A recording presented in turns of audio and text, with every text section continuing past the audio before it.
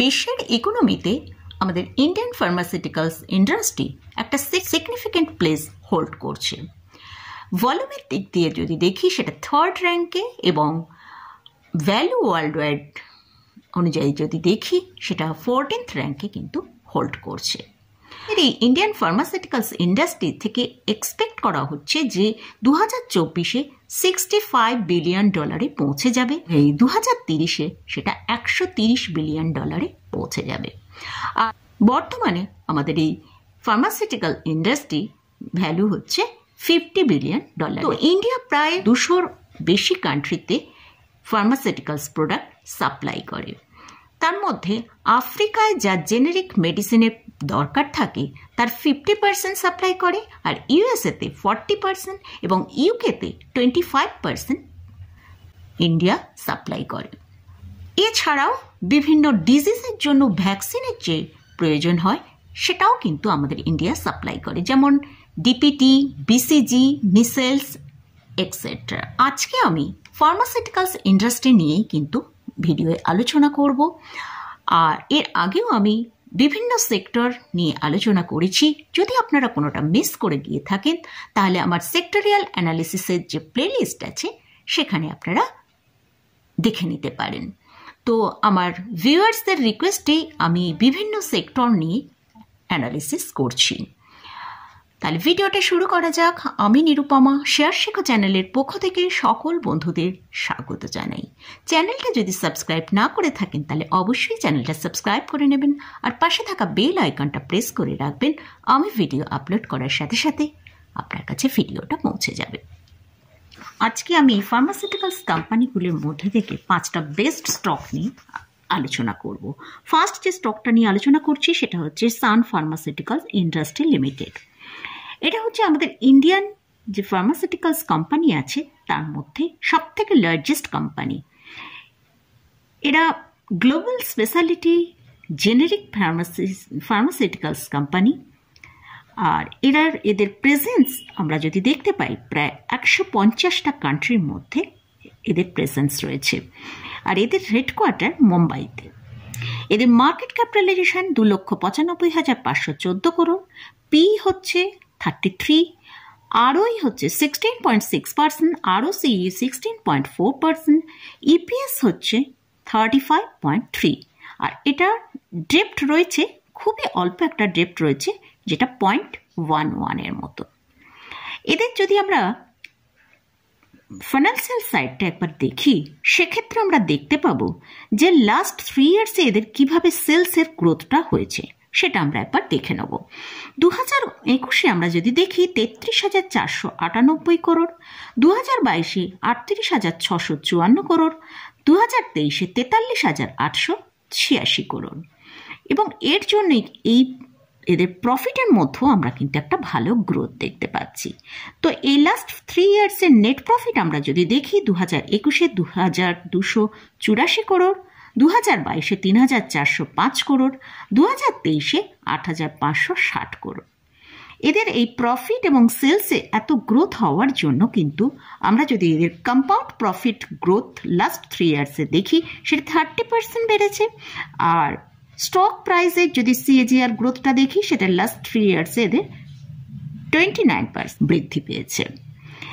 প্রোমোটারের holding আছে 54.48%, এফআইএসদের holding আছে 16.78%, ডিআইএসদের holding আছে 19.66%। স্টকে এফআইএস এবং ডিআইএসের কিন্তু একটা খুব ভালো পজিশন আমরা দেখতে পাচ্ছি।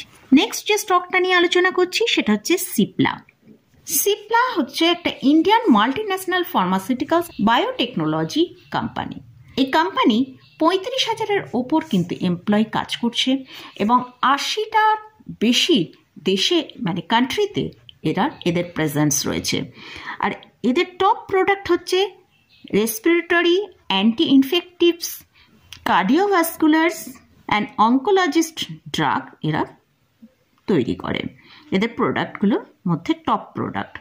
আর এদের পপুলার ব্র্যান্ডগুলো যদি দেখি সেগুলো হচ্ছে অ্যাস্থ্যালিন, সিপক্যাল, সিফ্রান অ্যান্ড অ্যারিথ্রোমাইসিনস। এদের মার্কেট ক্যাপিটালাইজেশন যদি দেখি সেটা হচ্ছে 96,773 করোড়, পি হচ্ছে 27.4। এদের লাস্ট 5 ইয়ার্সের সেলস গ্রোথ যদি দেখি 2019-এ 16,362 করোড় থেকে আমরা যদি 2023-এ দেখি 22,753 করোড়। আর এদের ঠিক লাস্ট 5 ইয়ার্সের নেট প্রফিট যদি দেখি 2019-এ 1,492 করোড় থেকে 2023-এ 2,833 করোড়ে পৌঁছে গেছে। তো এই কোম্পানিটারও কিন্তু আমরা সেলসে এবং নেট প্রফিটে ভালোই একটা গ্রোথ দেখতে পাচ্ছি। এই কোম্পানির শেয়ার হোল্ডিং প্যাটার্ন দেখি তাহলে প্রমোটারের কাছে হোল্ডিং আছে 33.46%, এফআইএসদের কাছে আছে 25.49%, ডিআইএসদের কাছে আছে 24.05%।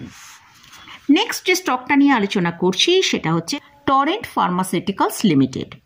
এটা হচ্ছে ইন্ডিয়ার মধ্যে কিন্তু 8 পজিশনে এটা বিলং করছে। It is one of the leading Indian pharmaceuticals company engaged in research, development, manufacturing and marketing of generic pharmaceuticals formulation. এই কোম্পানিটার যদি আমরা মার্কেট ক্যাপিটালাইজেশন দেখি সেখানে হচ্ছে 71,107 করোড়, পি 53, আরওসি হচ্ছে 19.8%, আরওই সেখানেও আমরা দেখছি খুব ভালো গ্রোথ আছে 20%।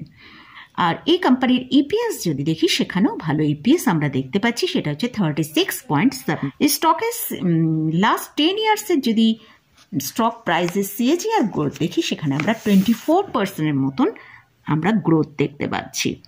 এই স্টকটা কিন্তু একটা হেলদি ডিভিডেন্ড পে করে। এদের লাস্ট 10 ইয়ার্সের সেলসের গ্রোথটা আমরা একবার দেখব। সেখানে আমরা দেখতে পাচ্ছি 2014-এ 4,172 করোড় থেকে 2023-এ 9,620 করোড়ে পৌঁছে গেছে। আর নেট প্রফিটে যদি দেখি 664 করোড় ছিল 2014-এ, সেখান থেকে 2023-এ আমরা দেখতে পাচ্ছি প্রায় ডবলের কাছাকাছি পৌঁছে গেছে 1,242 করোড়। এই স্টকটা যদি শেয়ার হোল্ডিং প্যাটার্নটা একবার দেখি, প্রমোটারের হোল্ডিং হচ্ছে 71.25%, এফআইএসদের হোল্ডিং আছে 12.04%, ডিআইএসদের হোল্ডিং আছে 7.91%। এই স্টকটার ক্ষেত্রেও আমরা দেখতে পারলাম যে এদের ফান্ডামেন্টাল এবং ফাইন্যান্সিয়াল কন্ডিশন কিন্তু খুব বেটার আছে। নেক্সট যে স্টকটা নিয়ে আলোচনা করছি সেটা হচ্ছে জাইডাস লাইফ সায়েন্স লিমিটেড। এই স্টকটা আগে কিন্তু ক্যাডিলা হেলথ কেয়ার লিমিটেড নামে পরিচিত ছিল। এটি Indian multi national pharmaceuticals company, যাদের হেড অফিস হচ্ছে আহমেদাবাদে। এই স্টকটার মার্কেট ক্যাপিটালাইজেশন হচ্ছে 65,470 করোড়। এদের কারেন্ট প্রাইস চলছে 646 টাকার কাছে, পি হচ্ছে 21।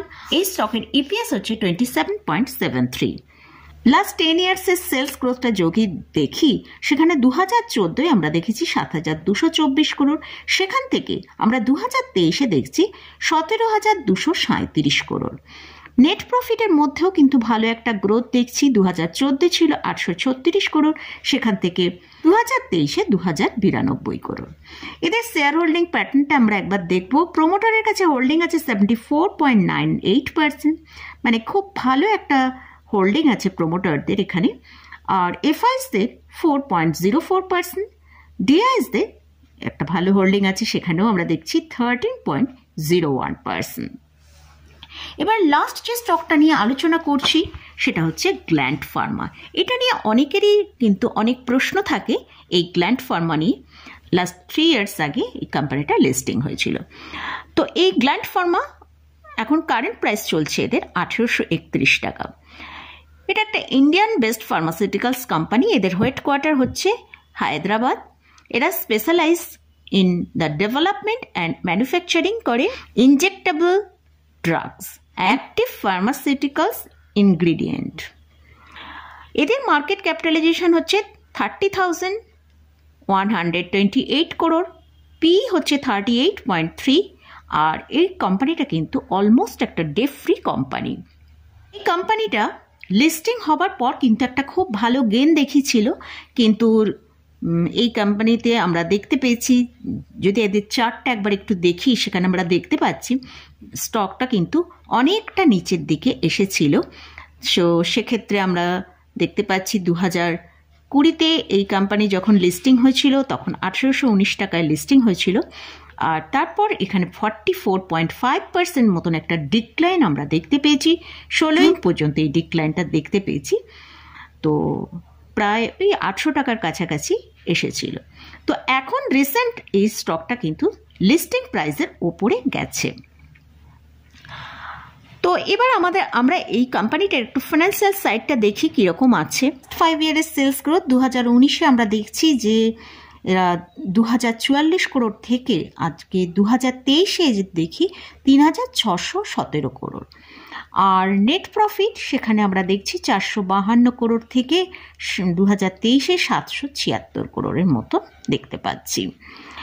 আর এই স্টকটার এদের যদি শেয়ার হোল্ডিং প্যাটার্নটা একবার দেখি, সেখানে আমরা দেখছি প্রোমোটারের কাছে হোল্ডিং আছে। মার্চ 2023-এ দেখতে পাচ্ছি 57.86%, সেটা সেপ্টেম্বর 2023-এ কিন্তু 57.86%ই আছে। আর এফআইএসের যদি দেখি সেখানে 4.33% মার্চ 2023-এ, কিন্তু সেপ্টেম্বরে গিয়ে এফআইএসরা একটু মানে সেখানে ইনক্রিজ করেছে তাদের পজিশন, 4.91% করেছে। আর সেক্ষেত্রে ডিআইএসরা কিন্তু তাদের পজিশন মার্চ 2023-এ ছিল 23.23%, সেখান থেকে তারা ডিক্লাইন করেছে, সেখানে হয়েছে 22.45%। তো মোটামুটি এই স্টকগুলো নিয়েই আপনাদের সাথে আলোচনা করলাম। তবে এগুলোই কোনোটাই কিন্তু আমি বাইরে রেকমেন্ডেশন করছি না। আপনারা যদি এই স্টকগুলোর মধ্যে কোনোটায় পজিশন নেন, অবশ্যই আপনাদের ফিনান্সিয়াল অ্যাডভাইজার আছেন, তার সাথে একবার পরামর্শ করে নিয়ে তবেই পজিশন নেবেন। তো আমরা একবার নিফটি ফার্মার যে চার্টটা আছে সেটা একবার একটু দেখে নেব। নিফটি ফার্মা ইন্ডেক্সের আমরা চার্টটা একবার ওপেন করেছি, সেখানে আমরা দেখতে পাচ্ছি যে এখন কারেন্ট প্রাইস চলছে 16,181-র কাছে। আর এদের 52 উইক হাই, এটাই এদের সর্বোচ্চ হাই, সেটা হচ্ছে 16,389। আর 52 উইক লো যদি দেখি সেটা 11,542। তো আমরা এখানে দেখতে পাচ্ছি কিন্তু এই নিফটি ফার্মা কিন্তু এখন একদম হাই পিকের কাছে ট্রেড করছে। তো আপনারা যদি তবে লামসাম মানে যদি ইনভেস্ট করতে চান তাহলে একটু ওয়েট করা বেটার হবে। এই 13,000-এর কাছে কিন্তু একটা ভালো বাইং আসতে পারে। আর যদি এসআইপি কেউ করতে চান কোনো স্টকে ফার্মার, তাহলে অবশ্যই এসআইপি করতে পারেন।